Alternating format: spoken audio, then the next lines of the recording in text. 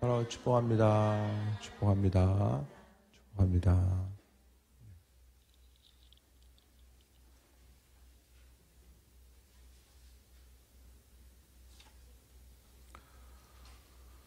참, 일주일이 너무 빨리 가는 것 같아요. 강대상 쓸 때마다 참 어떻게 빨리 가나라는 생각이 점점 이제 많이 드는데요. 참 어쨌든 주님 오심의 때가 가까울수록 이제 예수님 만날 날이 한 주 한 주 조금씩 가까워지는 거잖아요. 주님께서 굳이 이 땅에 오심의 때가 아니더라도 우리가 주님을 향해서 계속해서 조금씩 이제 가고 있는 것을 이제 보는데요. 시간을 아끼고 또 세월을 아껴서 주님 모시기 합한 자로 살다가 또 주의 뜻 가운데 새 힘 얻는 귀한 삶을 또 아버지께서 같이 은혜 가운데 강건함 누리다가 또 주님 주신 영광을 경험하는 귀한 모습 되셨으면 합니다. 사도 바울의 머릿속에는 항상 교회밖에 없었어요. 교회. 왜냐하면 그에게 있어서 교회는 예수님의 몸입니다. 그러니까 교회를 대하는 것을 예수님 대하듯이 했어요. 그래서 끊임없이 주님의 명령, 그러니까 그 사도 바울에게 있어서 예수님의 명령, 땅끝까지로 복음을 증언하라고 하셨던 주님의 명령 자체가 마음속 깊은 곳으로부터 계속 되었었고, 그의 삶의 여정 가운데 새 일을 이루시는 주님, 그러니까 사명 감당함 자체를 생각하고, 또 계속 말씀드리지만 바울은 오랜 시간이 가지 않아서 예수님께서 이 땅에 오실 거라고 생각했기 때문에 한 곳에 머무를 수가 없었고, 또 주일 저녁에 말씀드렸던 것처럼 에베소 교회에 3년 정도 머무르는 것 빼고는 길게 보면은 고린도 교회에 1년 반 정도 머물게 되고 계속해서 움직이고 다니면서 복음을 전하게 됩니다. 그 바울에게 있어서 특별한 의미성을 갖는 교회들을 뭐 여러 군데가 있겠지만은 갈라디아 교회, 고린도 교회, 에베소 교회 정도를 보게 됩니다. 그래서 이제 그 특별한 친밀함을 가지고 있었던 교회가 이제 갈라디아 교회고요. 사도 바울이 이제 그 갈라디아 교회에 머물면서 그가 이제 복음 전하고 또 이제 교회를 세우고 이제 빠져나오게 되죠. 다른 곳을 또 다녀야 되니까. 이후에 율법주의자들이 와가지고 바울이 말한 것에 대해서 이제 바울은 유일한 구원의 조건 자체는 믿음이죠. 그리스도 예수 주님에 대한 그 믿음이 구원에 대한 유일한 조건임을 이야기했는데, 율법주의자들은 들어와가지고 뭐라고 이야기합니까? 믿은 것도 중요한데 율법을 지키는 것도 중요해. 예수 그리스도를 향한 믿음과 율법을 지키는 것을 1대1로 동일하게 둔 거예요. 그렇게 하다 보니까 제가 자주 말씀드리잖아요. 주님의 구원 사건이 완전 사건이 아니라 불완전 사건이에요. 예수님만 믿으면 되는 것이 아니라 율법의 내용이 지키는 것. 똑같은 말처럼 보여도 우리가 하나님 말씀에 대해서 지키는 것은 왜 지키는 거죠? 주님을 사랑하는 마음 때문에, 또 우리가 가지고 있는 믿음을 증명하기 위해서지 구원받기 위해서 율법 지키는 것은 아닙니다. 그러니까 예수님에 대한 우리의 사랑함이 말씀 율법을 지키는 것으로 인해서 나타나게 되는 것이고, 주님 사랑하는 마음이 있으면 나머지 것들도 우리가 자연스럽게 지키고 나아갈 수 있게 되는 거죠. 그랬을 때 이제 갈라디아 교인들을 향해서 갈라디아 교인들이 이제 그 마음과 생각이 변했다. 그러니까 계속해서 이야기하다 보니까 이제 어떻게 생각하면 좀 세뇌당하는 거예요. 바울이 떠나가고 나서 율법주의자들이 와가지고 이야기를 계속한 거죠. 그러면서 바울이 이제 육신의 질병, 뒤에 보니까 15절에 보니까 너희의 복이 어디 있느냐, 너희가 할 수 있었더라면 너희 눈이라도 빼어 나에게 주었은지 이야기하죠. 그 14절 볼게요. 너희를 시험하는 것이 내 육체에 있었을 때 이것을 너희가 업신여기지도 아니하고 버리지도 아니하고 오직 나를 하나님의 천사같이 또한 그리스도 예수같이 영접했다. 육신의 질병이 있는 것에 대해서 율법주의자들은 야 바울 봐봐, 저 율법 안 지켜가지고 저 벌 받은 거야. 실제적으로 유대주의자들은 어떻게 생각했습니까? 율법 안 지키면은 질병에 걸린다라고도 생각을 했던 거예요. 바울 봐봐, 쟤 왜 이렇게 병 걸려가지고 빌빌댄 줄 알아? 율법을 무시해가지고 저렇게 된 거야. 이렇게 이제 안 좋은 예로서 이제 계속 바울을 공격하는데 이제 사용하게 됩니다. 그렇게 하다 보니까 갈라디아 교인들이 이제 그 변심을 해가지고 믿음보다는 뭔가 불안한 거예요. 야, 생각을 해봐. 예수님도 유대교인이었어. 이렇게 이제 이야기하면서 한 가지 또 말하고, 바울이 누구였냐? 그리스도 예수를 믿는 사람들을 박해하는 사람이었고, 진짜 그 본질적인 것, 변질이 아니라 원래 있어서의 정통적인 것은 율법을 지키는 것이 먼저야라고 이제 가르치게 되었다라는 거죠. 그랬을 때 바울이 교회를 사랑하는 마음, 또 교회를 온전히 세워가고자 하는 마음 가지고 이제 서신을 통해서 이야기합니다. 이 당시에는 뭐 서신 외에는, 직접 가는 거나 서신 외에는 뭐 다른 방법이 없잖아요. 그래서 서신을 통해서 보내게 되고, 보낸 서신은요, 주변에 있는 사람들이 돌려봤어요. 주변에 있는 교회들. 갈라디아 교회에 갔으면 주변에 이제 이름이 없는 교회들도 있었을 거예요. 그래서 바울의 서신 자체는 그 당시 회람 형태로서 주변을 향해서 돌아서 같이 읽게 되었을 것입니다.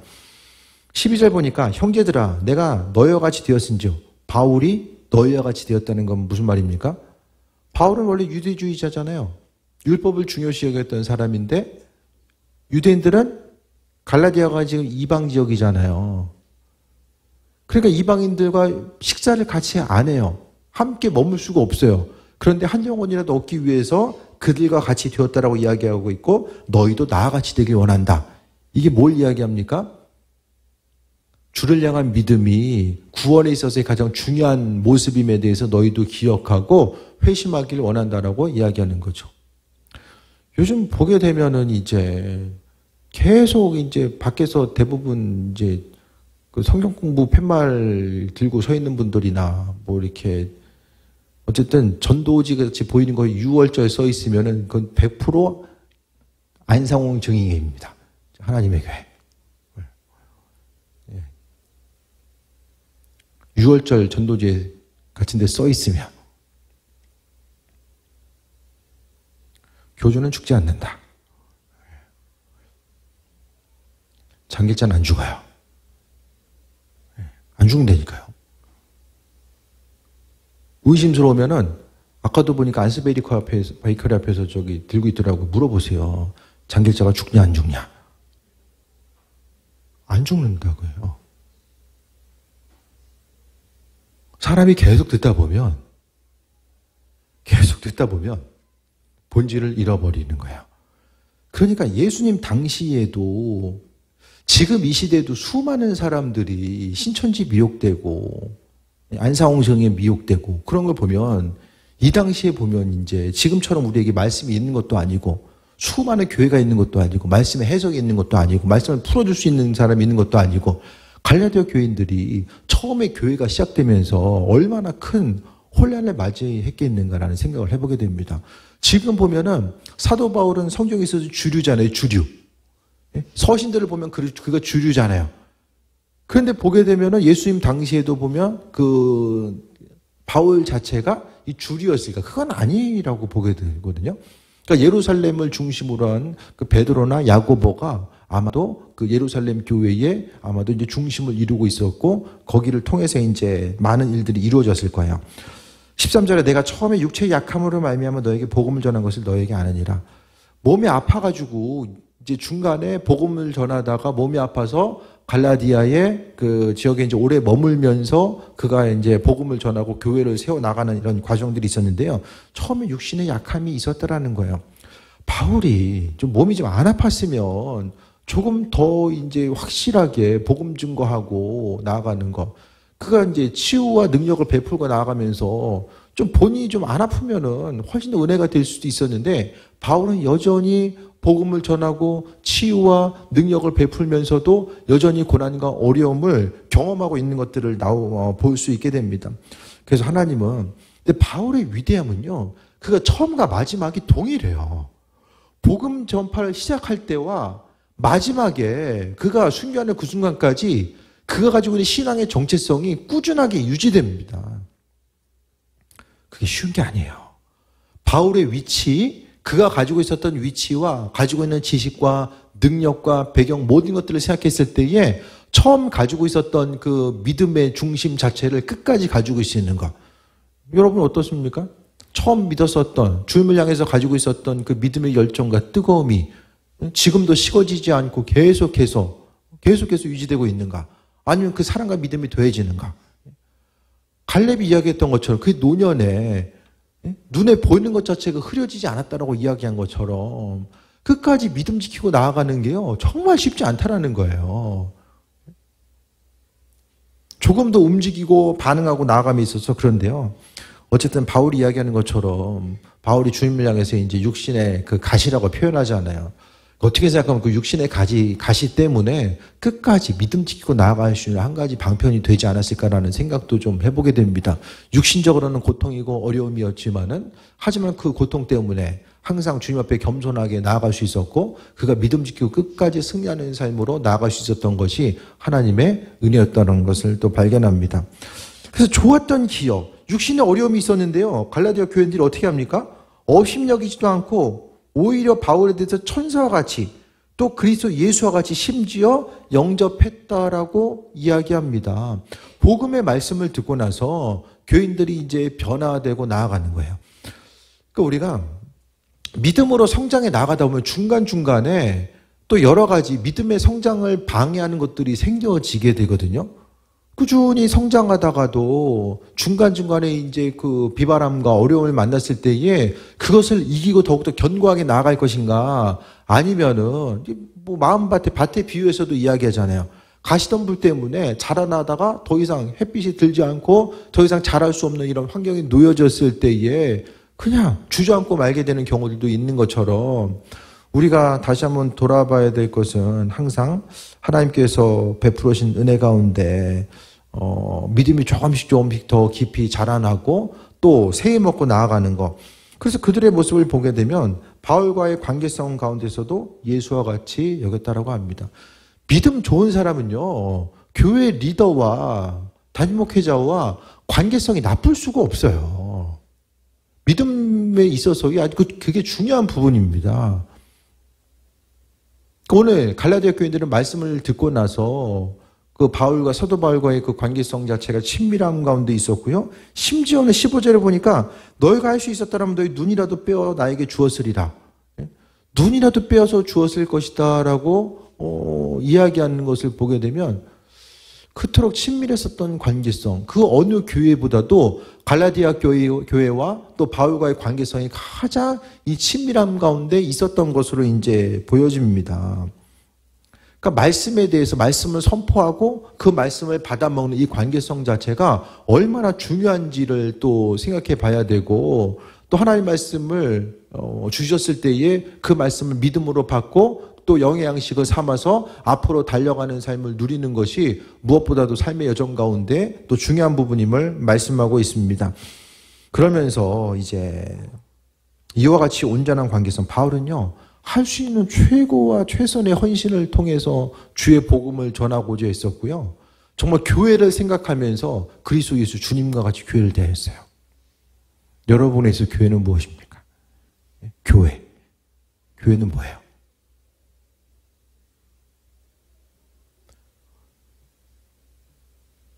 교회는 어떤 곳입니까, 여러분?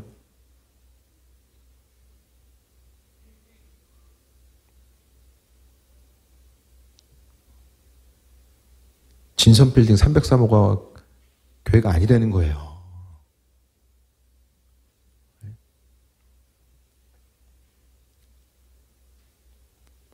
교회 자체는요, 그리스도의 몸이고, 교회를 지키고, 교회를 위해서 헌신하고, 봉사하고 나아가는 모든 것들은요, 성경에 있어서의 초대 교회부터 지금까지 교회가 성장하고 부흥했던 건요, 교회가 그리스도의 몸이라는 것에 대해서 마음속 깊이 받아들이고 고백했던 사람들에 의해서 교회가 지금까지 온 거예요.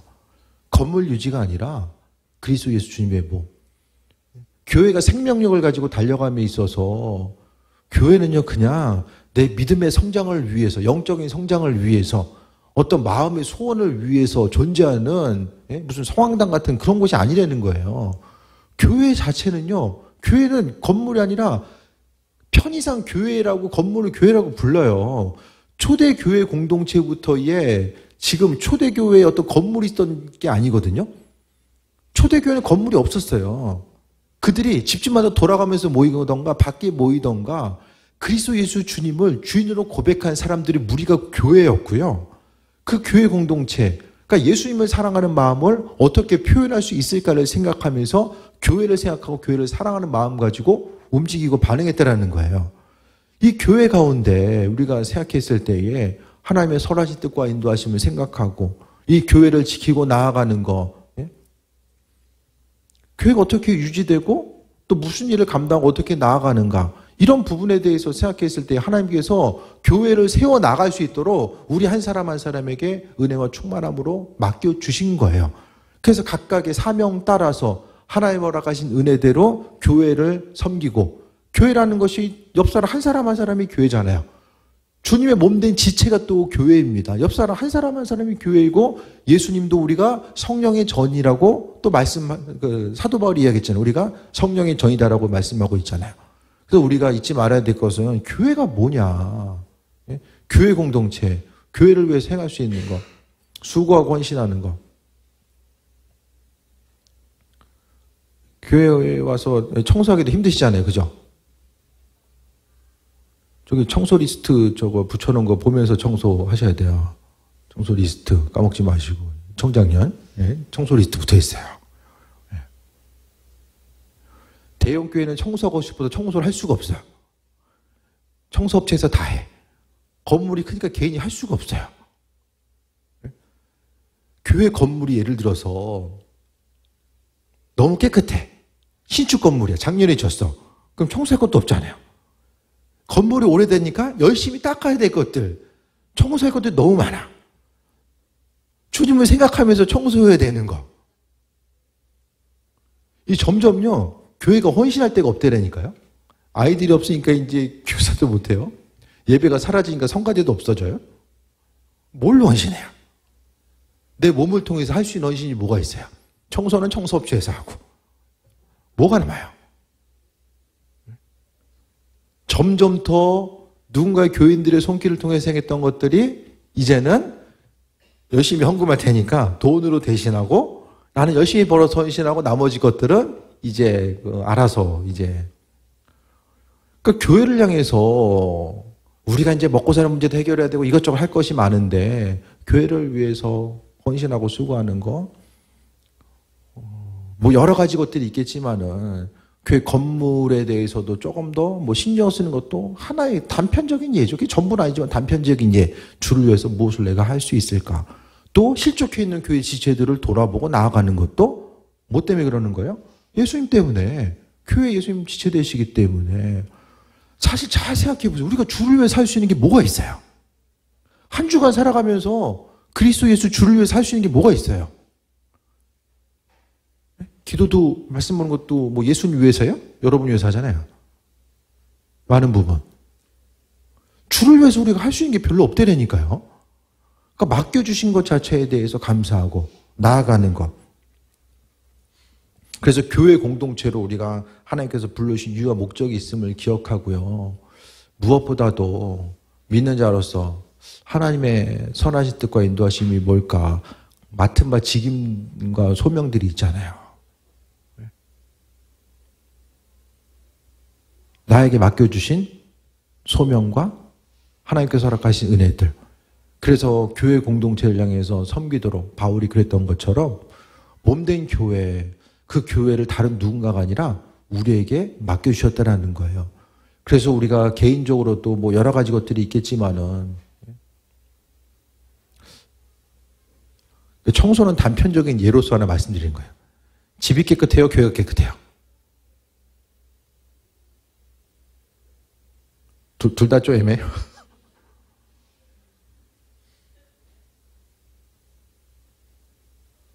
하나의 마음이죠.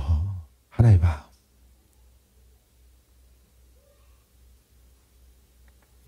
하나의 마음이죠. 주를 향한 마음이 하나둘씩.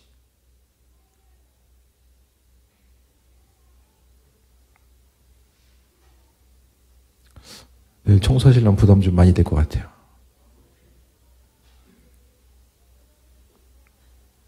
16절 봅니다. 그런즉 내가 너에게 참된 말을 함으로 원수가 되었느냐? 갑자기 원수 됐어요. 그토록 좋았었던 관계성이 원수 됐어요. 바울 떠나고 나서 율법주의자들이 바울이 이단이다. 원래 그게 아닌데 잘못된 거 가리켰다라고 이야기합니다. 그럼 뭘 말하는 거예요? 할례 받으라는 건 얘기예요. 할례 안 받으면 율법의 핵심이 할례거든요. 안식일의 준수와 할례가 율법 준수에 있어서의 대표적인 개념입니다. 그거 안 하면 안 된다라고 계속해서 강조한 거예요. 그러니까 바울이 이야기하는 것도 일리가 있는데 그것만 가지고는 부족해라고 이야기하는 거예요. 지금 이 시대도 많은 사람들이요, 예수님만으로 만족하지 못하고 또 그분과의 관계성이 영혼 구원의 핵심이라는 사실에서 잘 인지하지 못해요. 오직 우리에게 있어서 구원받은 기쁨과 소망함의 원천 자체가 그리스도 예수인데, 주님 한 분이 우리에게 있어서의 삶에 있어서의 모든 만족감과 유익이 근원이라는 것에 대해서 기억하지 못하고, 또 인생을 살아가면서도 항상 불만족하게, 예수님께서 함께 하심에도 불구하고 주님으로 해서 만족하지 못하게 하고, 이것도 있어야 되고 저것도 있어야 되고 이 모양 저 모양으로 여러 가지 일들로 인하여서 마음과 생각을 분산시키는 일들을 만들게 됩니다. 그러면서 내가 너희에게, 내가 온전한 말을 너희에게 했기 때문에 우리가 원수가 되었느냐라고 또 다시 한번 반문하게 됩니다. 11절에 그들이 너희에 대하여 열심을 내는 것은 좋은 뜻이 아니요 오직 너희를 이간시켜 너희로 그들에 대하여 열심을 내게 하렵니다라고 합니다. 거짓 교사들, 율법주의자들이 와서 사도 바울과 같이 이제 그 중간세를 이간질해가지고 그들에 대하여 열심을 내는 거, 그 거짓 교사들에게 예속시키기 위해서 이렇도록 이간질한다라고 이야기합니다. 그래서 사단이 행했던 것이 이간질하는 거거든요. 없는 말 만들어내고 또 이제 그 자의적으로 해석해서 이 공동체 가운데 이제 분란을 계속해서 만들고자 하는 이런 부분들 자체를 또 말씀하고 있습니다. 그래서 우리가 잊지 말아야 될 것은 항상 하나님의 말씀 가운데, 진리의 말씀 가운데 우리가 온전히 서야 되고요. 듣는 것을 항상 조심해야 됩니다. 주변에 누가 있느냐가 너무 중요하고요. 무엇을 듣느냐가 너무 중요합니다.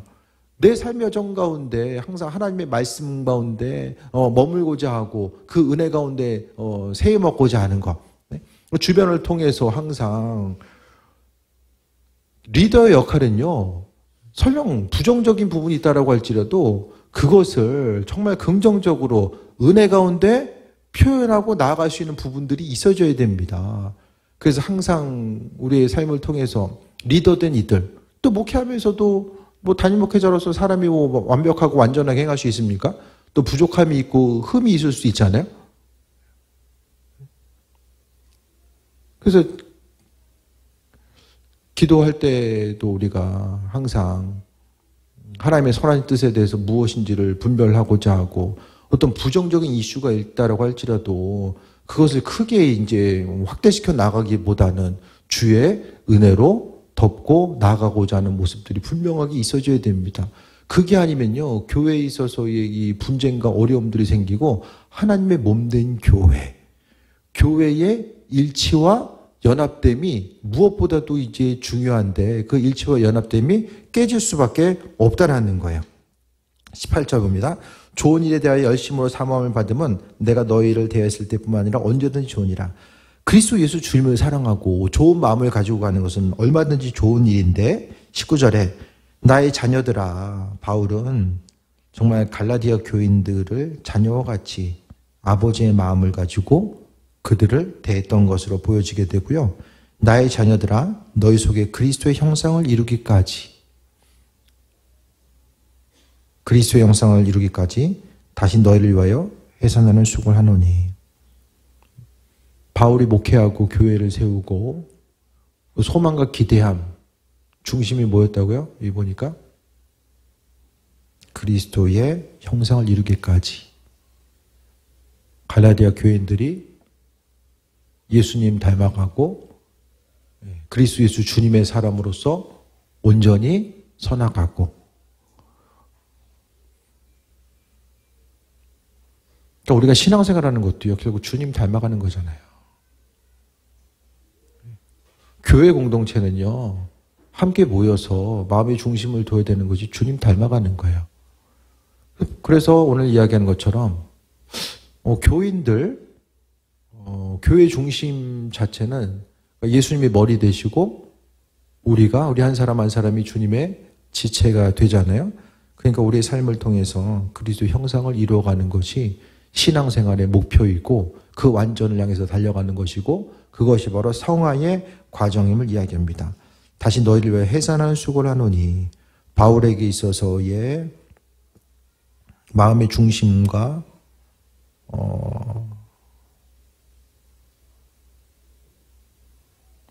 주를 향해서 나아가고자 했었던 모습, 그 열심을 해산하는 수고라고 이야기합니다.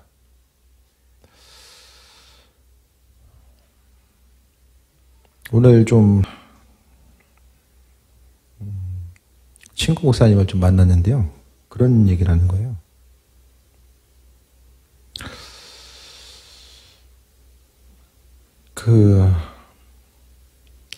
교인들이 이제 잘 성장하다가 또 넘어지고 또 실족하게 되는 경우들이 또 생기잖아요. 전심을 다해서 양육하고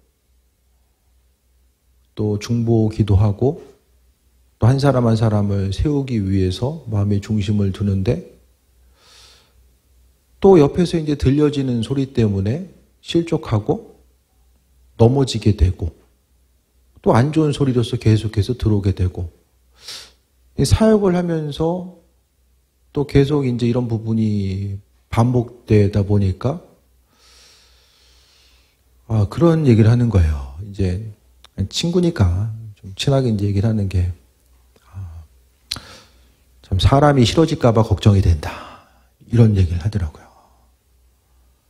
그러니까 기대하고 그러니까 이제 어쨌든 영적으로 세워 나가고 계속해서 물을 주고 함께 동고동락하고 삶을 나누고 하지만 오늘 본문에 나와 있는 것처럼 어느 순간에 이제 갑자기 원수가 되었느냐라고 이야기한 이 바울 사도의 이야기처럼 그렇게 되면은 이제 더 어려움들이 생길 수밖에 없고 또 반복해서 이런 일들이 계속해서 나타나게 되면 마음속에 있어서의 실족함과 어려움들이 더 생길 수밖에 없잖아요.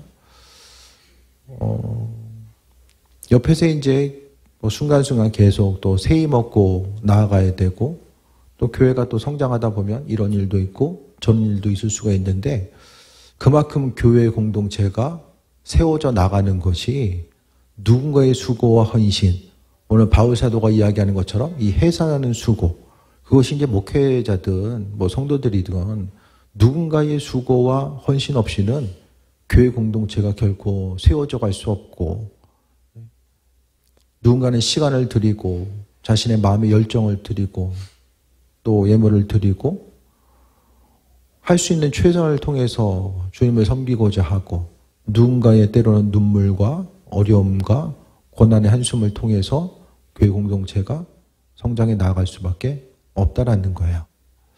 그래서 오늘 본문 가운데 바울도 교회를 세우고 나아감에 있어서 자신이 정말 마음의 중심을 두었던 교회, 갈라디아 교회로부터 어려움 당하고 또 고린도 교회로부터 계속해서 어려움 당하고 교회를 세운 것이 주의 영광을 위해서 세웠지만 인간적으로는 또 하나의 또 환난과 어려움과 비방의 자리에 머물 수밖에 없었던 그의 삶의 모습이 있었지만은 그래도 그는 다시 한번 열심을 내서 다시 너희를 위해서 해산하는 수고를 한다라고 오늘 그 갈라디아 교인들 향해서 믿음으로 고백하고 있습니다. 20절 봅니다. 내가 이제라도 너희와 함께 있어 내 언성을 높이려 하면 너희에 대하여 의욕이 있습니다. 그러니까 결국 율법의 내용을 그리스도 예수 복음과 그 동일선상에 놓으면은 진리 자체, 그리스도 예수 주님의 생명과 진리 자체가 심각하게 위협을 받을 수밖에 없었기 때문에 그가 언성을 높이려 한다라고 이렇게 이제 고백하고 있습니다. 말씀 정리합니다. 바울은 교회를 사랑하는 마음이 있었고요. 그 교회를 사랑하는 마음 때문에 끝까지 주를 향해서 달려가고자 했던 모습을 보여지게 됩니다. 그리스도 예수께서 우리에게 은혜와 충만함으로 함께 하셨는데요. 우리가 앞서서 말씀드렸던 것처럼 우리가 주를 위해 살 수 있는 게 뭐가 있을까? 다시 한번 돌아보고 몸된 교회, 내가 이 교회를 사랑하는 마음, 주님을 사랑하는 마음을 이 교회 가운데 어떻게 표출하고 나아갈 수 있을까? 교회의 주인이 단임 목회자도 아니고 다른 누군가도 아니고 그리스도 예수께서 주인 되시잖아요.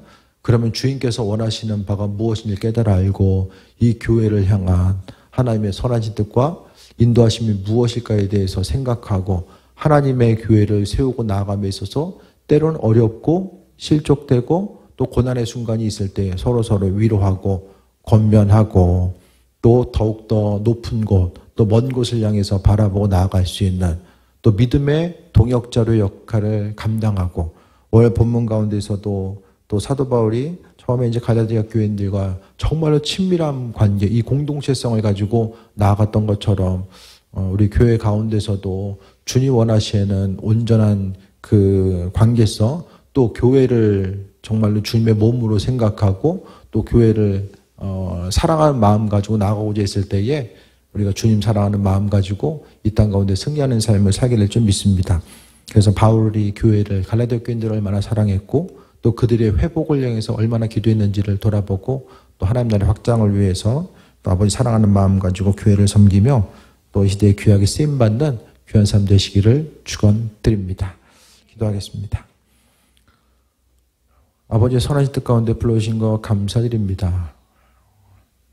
우리 마음속에 소원을 두고 행하시는 주님만 바라보게 하시고 아버지께서 하실 것에 대한 기대함과 소망함이 있사온 영광 받으시며 아버지 하나님 주님 사랑하는 마음이 교회 공동체를 향해서 더욱더 표출되게 하시고 교회를 섬기고 나아가는 과정 가운데 그리스도의 형상을 발견하고 주님 닮아가는 아버지의 형상을 마음속 깊은 곳으로부터 이루어가는 또 귀한 사명 감당할 수 있도록 역사하여 주옵소서. 예수님의 이름으로 기도드립니다. 아멘. 찬양하고